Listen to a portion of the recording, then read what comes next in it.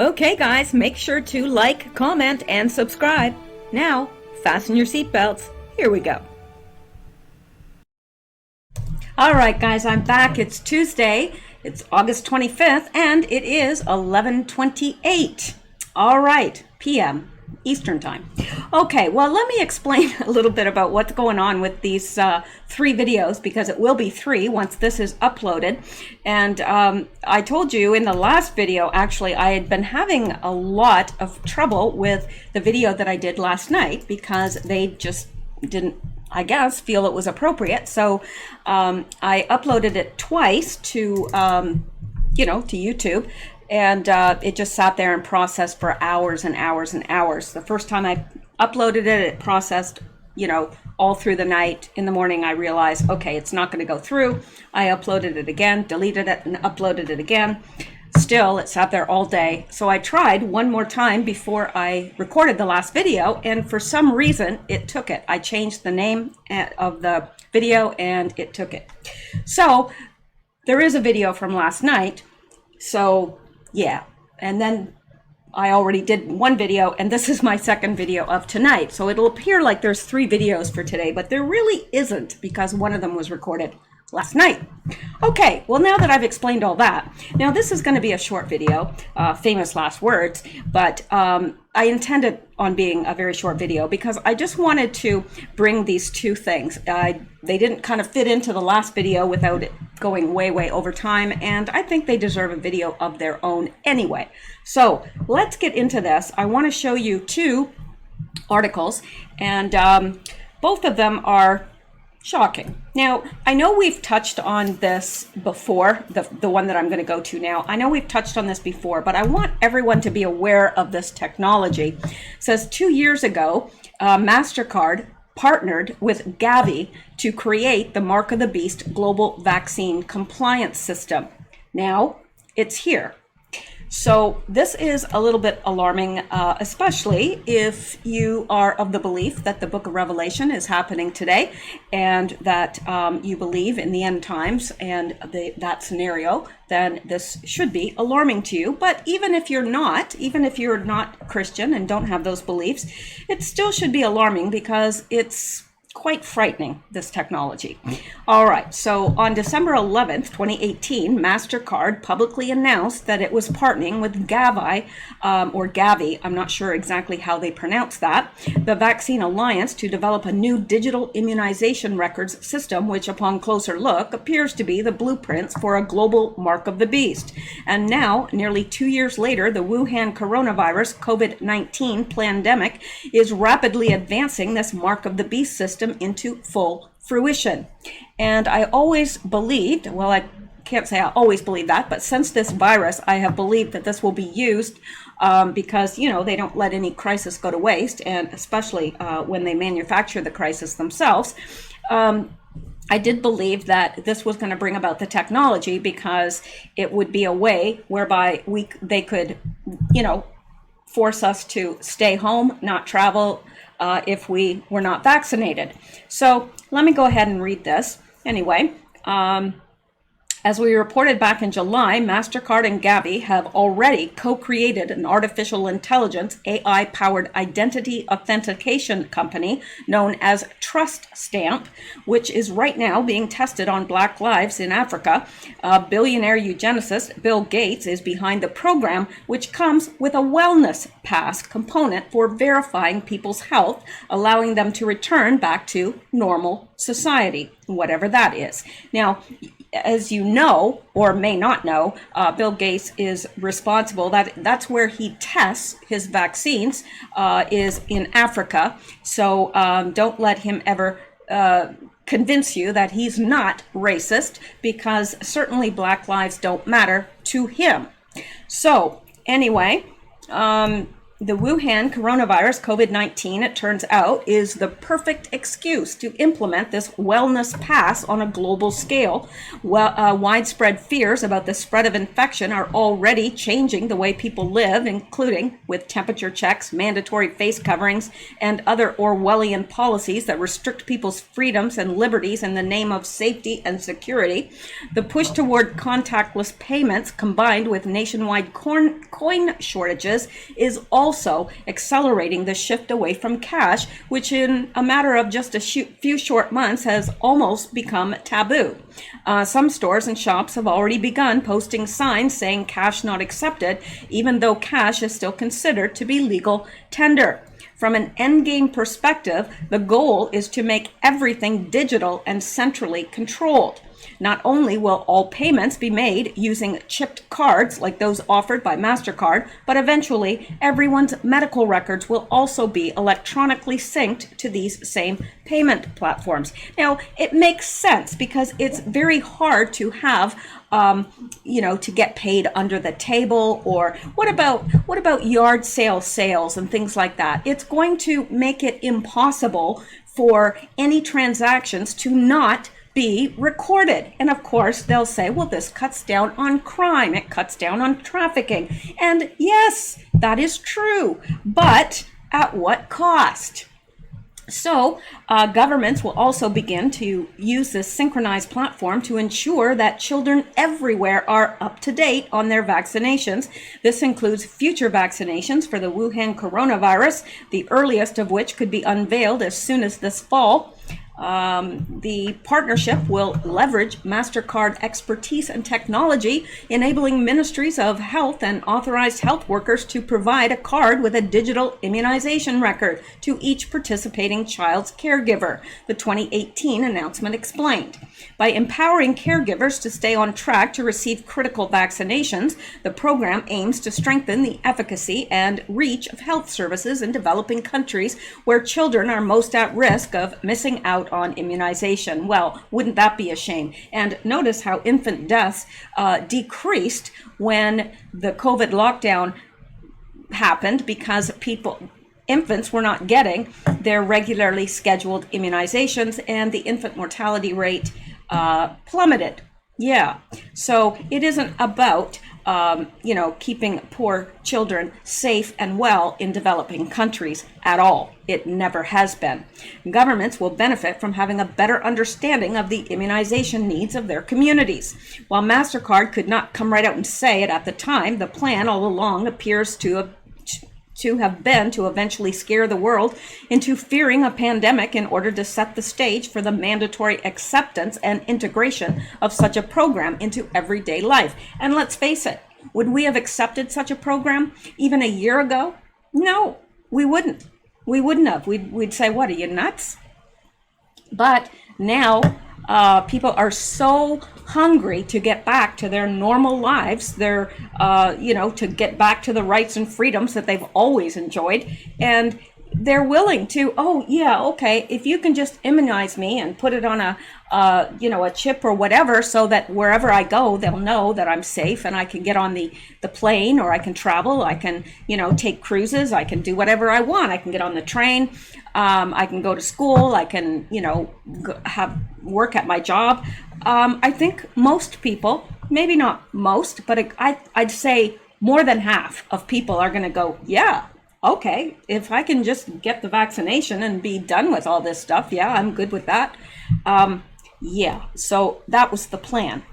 Just think about this a year ago. It would have been unimaginable.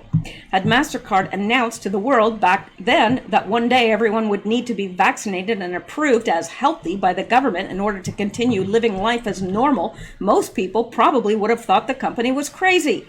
But now that the Wuhan coronavirus has circulated the world and created a new normal, we can now see how the pandemic materialized as the perfect storm to usher in the New World Order. And that is what I have believed all along. I've tried to state that in different ways. People generally get angry with me when I do, because I think everyone wants to think that everything is perking along and it's going to go from bad to better to great. I don't see that happening. personally, I think that President Trump has definitely bought us more time, and I think that he is working, doing all he can, but yeah, I just don't see things getting better. It may get put off for a time, but it will come, according to the Bible, if you believe.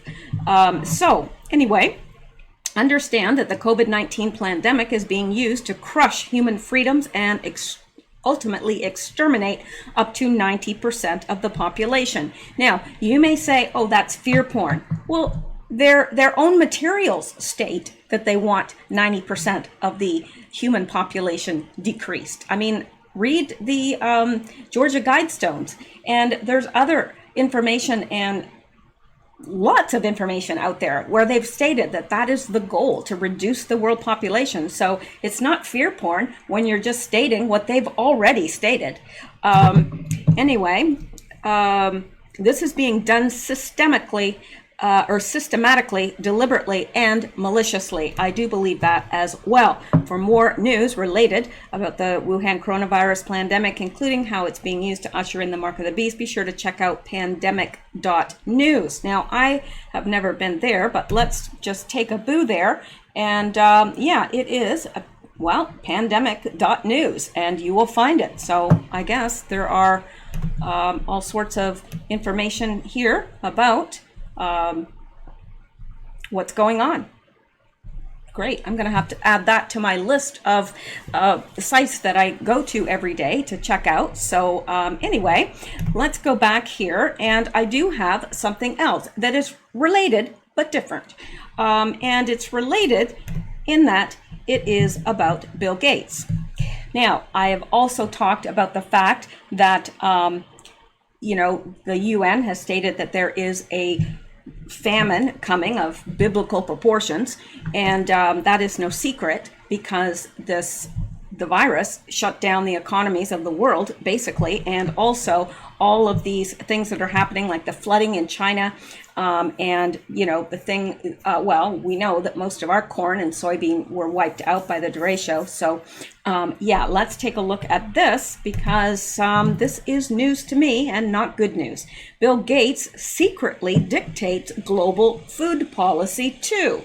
Now, this is a few days old. It came out on August 21st, but it's still very interesting and very applicable.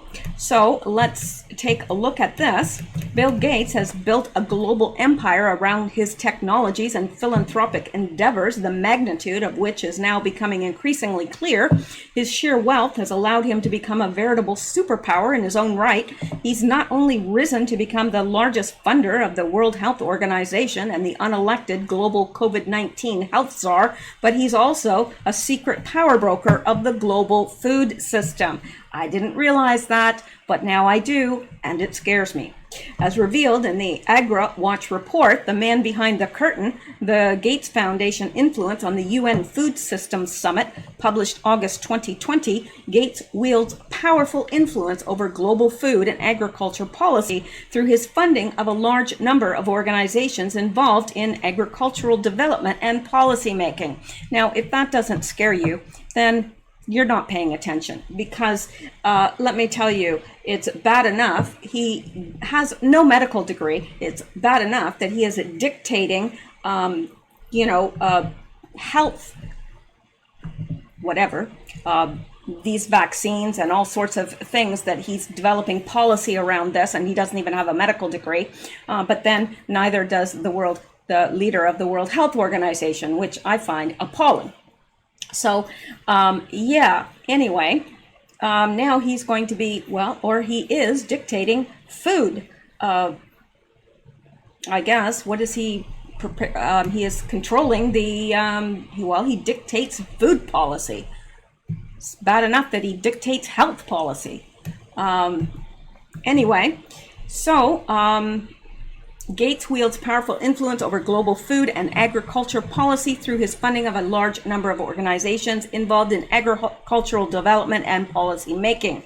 While Gates is just one man, his clout is significantly leveraged and magnified by the fact that he funds such a large number of companies and organizations that can then do his bidding on the sly. When you see long lists of groups, you automatically think there are many players in the game, when in fact Gates is a singular thread running through most or all of them. The AgriWatch report makes a perfect case in point with the story of Agnes Kalibata. Kalibata is the president of Alliance for a Green Revolution in Africa, an organization funded by the Bill and Melinda Gates Foundation. In December 2019, Kalibata was appointed special envoy to the 2021 United Nations Food Systems Summit by the Secretary General of the UN, Antonio Guterres. And let's move down here. In response, 176 civil society organizations and farmer groups from 83 countries urged Guterres to withdraw the appointment of Kalibata due to her clear conflicts of interest with corporate actors.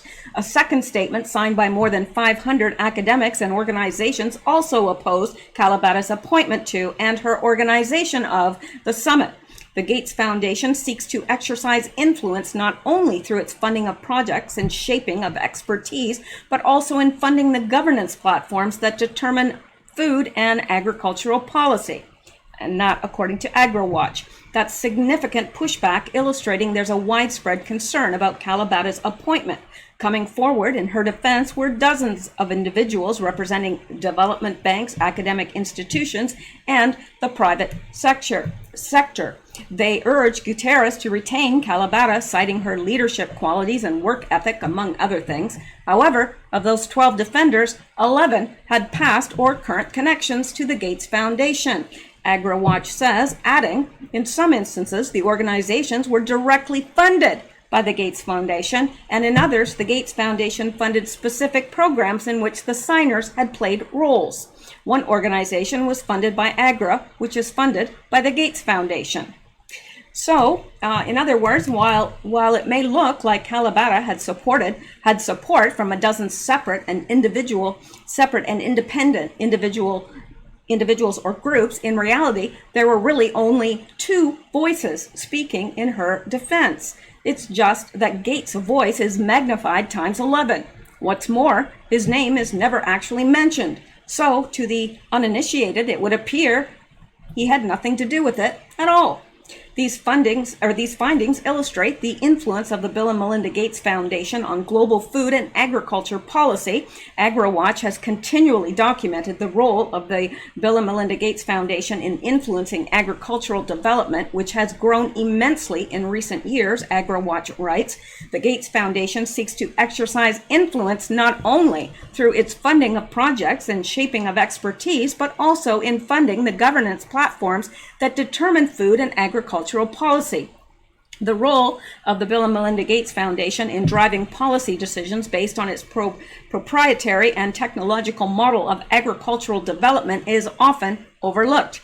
In this report, we have demonstrated just some of the connections between the Gates Foundation and those who have supported Kalibata's appointment as head of the UN Food Systems Summit.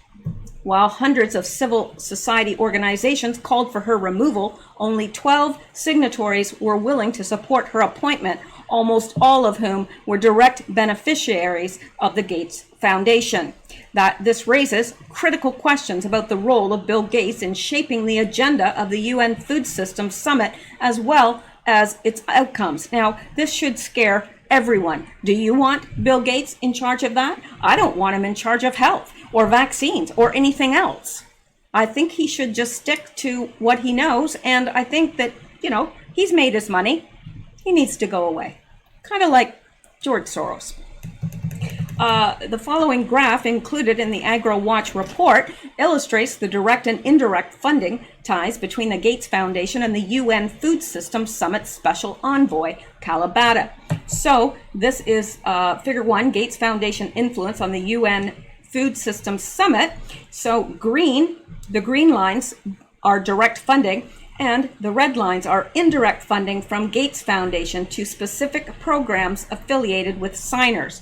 So, as you can tell, it's either direct funding or indirect funding. All of the signatories are supported sponsored by Bill Gates. Yeah, how do you like that? I don't.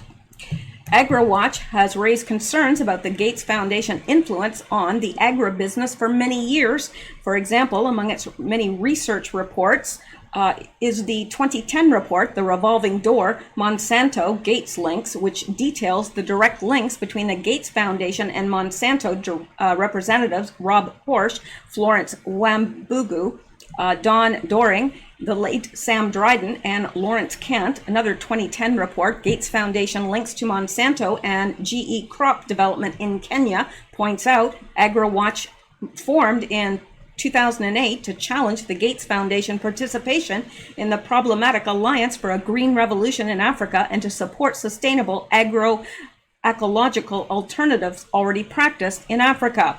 We have witnessed acceleration in the push for genetic engineering as a solution to hunger in Africa, a criminalization of GE's opponents as eco-imperialists unwilling to accept scientific advancements, and a misplaced reverence for philanthropic support for corporate solutions to global food issues.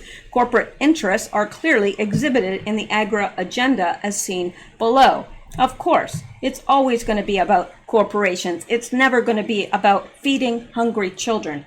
No. So, and this is a little hard for me to read, so I may have to skip this because I don't think I can make this any bigger. But it shows all the connections, Monsanto and Gates, to all these other grants for Kenya. Yeah.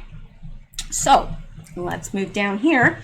In its 2014 report, 3 examples of problems with Gates Foundation grants, AgriWatch highlights why Gates' massive investments in global food production have failed to solve any of the very real problems we face. First and foremost, many of the solutions that he backs are band-aid solutions that in fact worsen the root problems. Examples include funding of the development of genetically engineered foods designed to be higher in certain nutrients. The problem is that these crops then end up replacing local diversity with just a few GE varieties that don't even take local conditions into account. So, by pushing for fortified crop varieties, malnutrition actually deepens as biodiversity is reduced. And that, my friends, is the plan, because he is the biggest eugenicist on the planet. He wants to reduce the world's population. He's made that abundantly clear. Secondly, a stubborn focus on yield is at odds with research showing that low yield or insufficient production is not causing world hunger. There is ample evidence today that the problem instead is poverty and lack of access, which is deepened by destruction of local food systems and commercialization of food. AgriWatch notes, adding grants by the Gates Foundation and Agra continue to focus on yield, primarily Africa, for a system suited to the needs of the profit-seeking, yield-oriented commercial farmer rather than the peasant or small farmer producing diverse crops for a local community.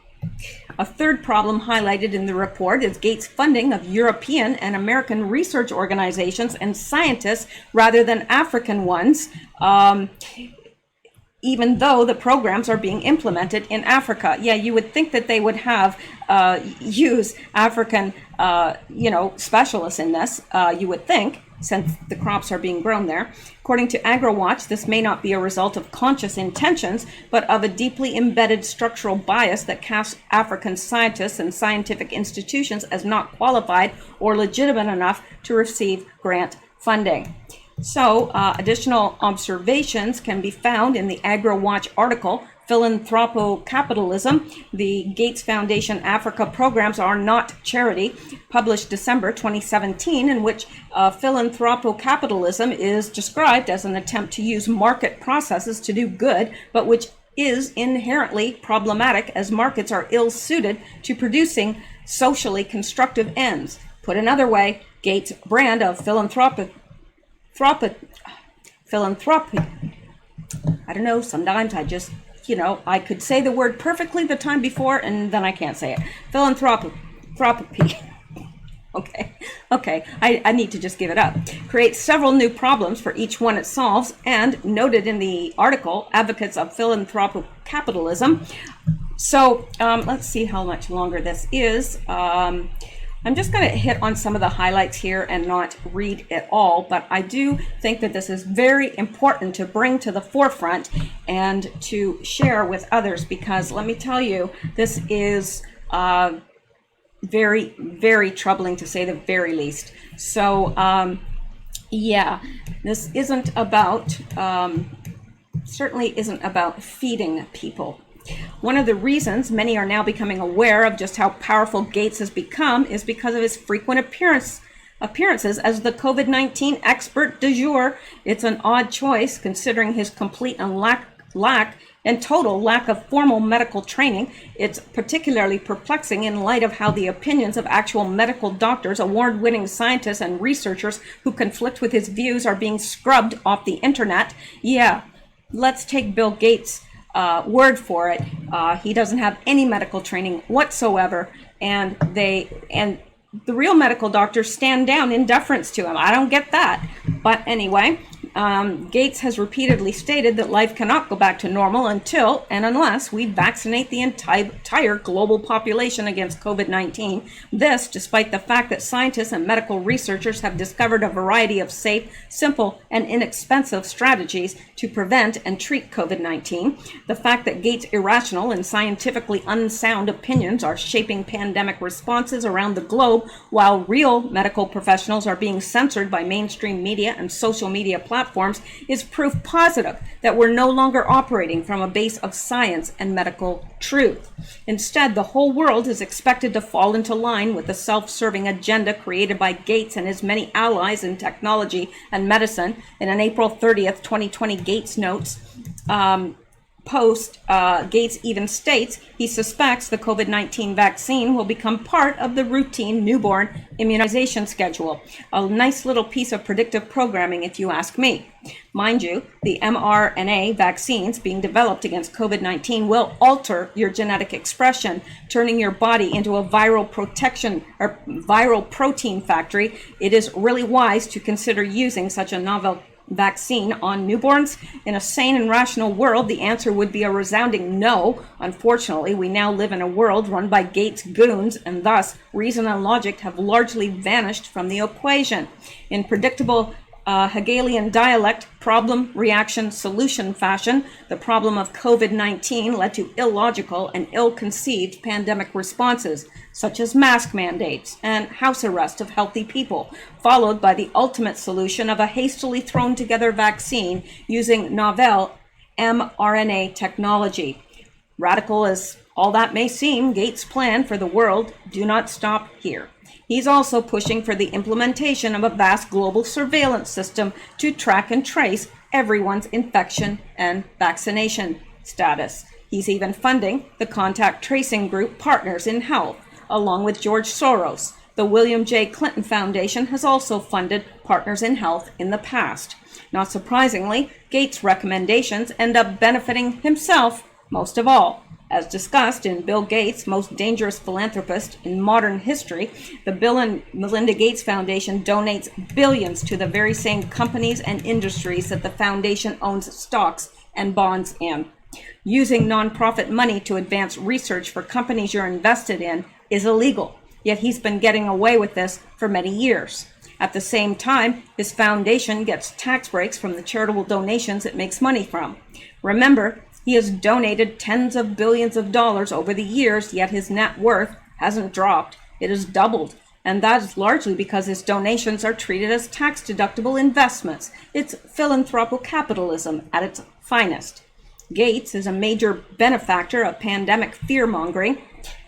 The COVID-19 pandemic is undoubtedly Gates' biggest philanthropo-capitalism project to date, and he stands to cash in big, as he is investing in both therapies and COVID-19 vaccines. In March 2020, the Gates Foundation announced a new partnership dubbed the COVID-19 Therapeutics Accelerator with Wellcome and MasterCard to coordinate R&D efforts and remove barriers to drug development. According to the press release, the COVID-19 Therapeutics Accelerator will play a catalytic role by accelerating and evaluating new and repurposed drugs and biologics to treat patients with COVID-19 in the immediate term and other viral pathogens in the longer term. The Gates Foundation has also teamed up with Serum Institute of India to manufacture 100 million doses of COVID-19 vaccines developed by AstraZeneca and Novavax. The vaccines, which will cost less than $3 per dose, are slated for delivery to low-income countries. The funding is being funneled as an interest-free forgivable loan to Gavi, the vaccine alliance founded by the Gates Foundation in 2000, which will then provide the needed capital to SII. Over the next years, the foundation has also pledged to provide Gavi with a total of $1.6 billion in additional funds. Gates' attempt to improve education was a massive failure. Having an overarching influence over technology, food, and medicine, vaccines in particular, still doesn't adequately describe Gates' influence on our daily lives. He also has a profound influence over education. The much criticized Common Core curriculum was the Gates Foundation attempt at remaking American education.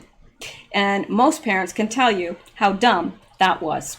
Despite that abysmal failure, May 6, 2020, New York Governor Andrew Cuomo announced the state is partnering with Bill and Melinda Gates Foundation to develop a smarter education system for the post-COVID world that will focus on online learning and permanently integrate technology into every part or every aspect of civic life. The state is also partnering with Google, and Cuomo has asked former Google CEO Eric Schmidt to head a new panel to plan the state's technological infrastructure. As noted by The Intercept, the surveillance apparatus that consumers have been railing against is now being branded as the answer to everyone's health concern. Gates is the most visible figurehead of modern technocracy. Whether pre-planned or not, the COVID-19 pandemic is clearly being used to usher in highly controversial changes that are unmistakably totalitarian building, including the private takeover of government through public-private partnerships. Surveillance has become the biggest for-profit industry on the planet, and your entire existence is now being targeted for profit. Among those who stand to profit the most is Gates himself. For a better understanding of what you're giving up by going along with the mainstream narrative that we need big tech to save us, see my article about social psychologist and Harvard professor Shoshana Zuboff and her extraordinary book, The Age of Surveillance and Capitalism. You also won't want to miss my recent interview with Patrick Wood, featured in The Pressing Dangers of Technocracy. I've embedded that interview below for your convenience. Now, this is from the Waking Times, www.wakingtimes, if you want to read this for yourself.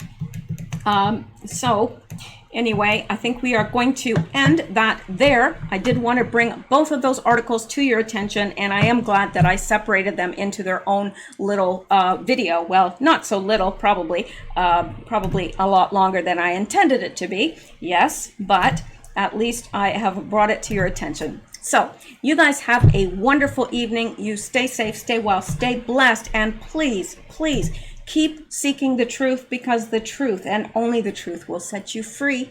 Good night. I'll see you in the next video.